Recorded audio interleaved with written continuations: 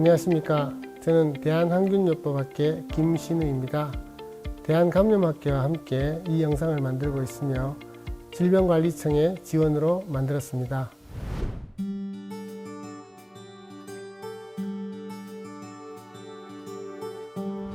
항생제 내성 문제와 인체에 필요한 항생제가 있고 불필요한 항생제가 있을 텐데, 불필요한 항생제는 얼마만큼 쓰여지고 있는지에 대해서 오늘 말씀드리겠습니다.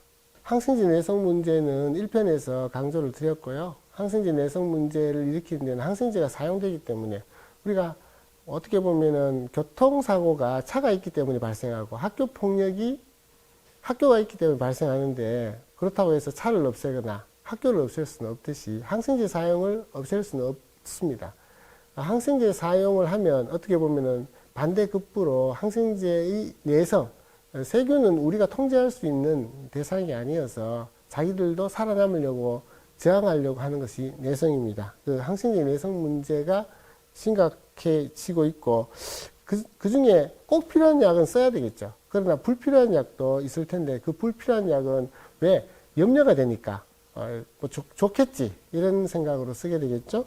그런 부분이 어느 정도인지, 우리가 항생제 후 시대에 접어들면 어떤 악영향이 있는지 말씀드리겠습니다. 항생제 내성 문제는 치료제가 없는 신종감염병이 지금 코로나19라는 것 때문에 우리가 약이 없다라는 건 불안하죠. 그런데 세균은 코로나보다 훨씬 더 우리 주변에 있고 많이 영향을 미쳐왔습니다. 그런데 예전에는 잘 듣던 약들이 지금은 쓸모없는 약이 되는 그런 문제가 발생합니다. 내성균이 생기면 사망률이 증가하고요. 치료하는 데 시간이 오래 걸리고요. 또 치료의 비용이 상승합니다. 왜? 비싼 약, 잘 안 들을 때 만들어진 약들은 또 비싸고 또 치료도 못하는 그런 상황이 되어서 공중보건에 큰 위기를 초래합니다. 사회경제적 발전에도 영향을 미치고요. 그래서 항생제 스튜어드십이 이 항생제 내성 문제에 대해서 많이 필요하다라고 다시 말씀드릴 수 있고요. 그러면 불필요한 항생제는 어느 정도 쓰여지는지 이렇게 여러 연구들이 있는데 다 추정이겠죠. 여러 값들을 통해서 추정을 하는데, 통상적으로는 3분의 1 정도는 꼭 필요하지 않은데 쓴다라고 이렇게 추측합니다. 적게는 30%, 3분의 1이나 30%나 비슷한 값입니다. 3분의 1이나 30% 정도에서 항생제가 쓰여지지 않은데 또 쓸 필요가 없는데도 어떻게 보면 감기 때 콧물 나고 하면은 항생제가 세다라는 생각을 환자분들도 생각하시고 보호자분들도 생각하시고 심지어 의료인들도 항생제를 써서 폐렴을 막겠다 이런 생각을 하는데, 사실 근거는 매우 부족하거든요. 그래서 이렇게 염려로 쓰는 약들 같은 것들이 한 3분의 1 된다라고 할 수 있겠습니다. 이 부분을 줄이는 것이 항생제 내성을 극복하는데 항생제를 스튜어딩, 그러니까 잘 관리하고 적게 쓰고 효과적으로 쓰는데 필요한 내용이 되겠습니다. 항생제 내성 후 시대, 항생제 내성 전 시대, 항생제 시대 이런 것들을 이야기 드릴 수 있는데, 우리가 플레밍이라는 사람이 이 페니실린이라는 것을 곰팡이가 어떻게 하다가 세균을 억제한다는 것을 실험실에서 발견하게 됐습니다. 그때 항생제를 발견하게 되었고, 그 이후에 합성 항생제 등을 통해서 많은 발전이 되어 왔습니다. 항생제 전 시대에는 세균이 들어와서 이렇게 몸을 덤비면 싸워서 내가 살면 살고 죽으면 죽고, 조선시대에 왕들이 있습니다. 우리 일반 서민이 어느 정도 살았는지는 잘 모르는데, 조선시대에 왕들의 평균 수명은 40 정도 됩니다. 그 중에 약 5명 정도가 종기 감염으로 사망합니다.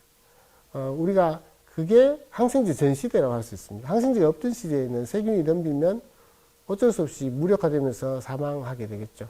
장티푸스에 걸리면 지금은 항생제 치료하면 잘 낫지만 예전에는 장이 터져서 사망하는 경우들도 꽤 많았습니다. 이런 전 시대에서 항생제 시대가 되면서 아주 효과적인, 흔히 마법의 탄환을 우리가 가졌다, 매직 불렛이라는 것을 이야기합니다. 그렇게 해서 인류가 더 오랜 시간 이게 생명을, 로마 시대 평균 수명이 20이었다고 하는데 지금은 80을 넘겼죠. 거기에 항생제가 큰 기여를 하고 있는데 그 상황에서 이제 항생제가 잘 안 듣는 시대, 항생제 후 시대, 그러면 굉장히 슬픈 그런 상황이 되는데 그런 시대에 들어가고 있다라고 보고가 많습니다. 항생제 소비량이 우리나라에 많다고 알려져 있는데 이 그림에서 보시면 한 OECD 중 3위쯤 됩니다. 그런데 이 많은 것들이 무조건 나쁘냐? 우리나라는 의료 접근성이 좋아서 병원을 방문하는데 어렵지 않으시죠? 뭐 예를 들면 대학병원 가는 것들도 간단하게 뭐 진료 의뢰서를 받아와야 된다 이렇게는 되어 있지만 가는데 며칠 뒤 또는 뭐 한 달 뒤 예약이 되거나 그렇지 않고 가고 싶으면 이런 과정들을 간단한 과정들을 거치면 갈 수 있지 않습니까? 그리고 비교적 의료비가 미국이나 이런 나라보다는 훨씬 싸다라는 것들도 많이 들으셨을 것 같습니다. 의료 접근성이 좋고 병원 이용이 좋기 때문에 항생제가 많이 쓰여질 수 있습니다. 그리고 나이가 많아지는 고령화 시대에 항생제가 많이 사용될 수 있습니다. 많이 쓴다고 나쁜 건 아니지만 그러나 적절히 제대로 된 사용을 과거에는 많이 관심을 못 뒀는데 지금은 잘 안 듣는 세균들, 항생제 후 시대에 접어들면서 항생제를 아껴 쓰고 오래 쓰고 내가 노인일 때, 내 부모님이 아프신데 항생제가 제대로 쓰여지지 못하는 그런 상황이 벌어지지 않도록 하는 게 필요한 상황이죠. 그래서 말씀드리면 항생제가 많이 쓰여지고 그것은 의료가 발전하고 의료 접근성이 좋기 때문에 당연하지만 약 3분의 1 정도가 항생제가 염료로 쓰는 부분들이 있습니다. 잘못 쓰는 것, 과하게 쓰는 것 등이 존재하는 거죠. 그래서 이 과한 사용이 항생제 내성을 유도한다라고 생각할 수 있고 의료 접근성이 좋지만 항생제를 아껴 쓰는 당위성이 있고 그래서 의료기관에서는 지혜롭게 적절하게 기준에 맞춰서 지침에 따라서 항생제를 쓰고 환자분들의 경우에 보호자분들의 경우에 항생제가 쓰여질 때 이 항생제가 내게 적절한지 필요한지 너무 오래 쓰진 않는지 이런 등에 대해서 의사와 상의하고 의료 소비자로서 이해하시고 항생제가 꼭 쓰여져야 되는지를 다시 의료진과 상의하시는 것이 필요한 시대라 생각합니다. 감사합니다.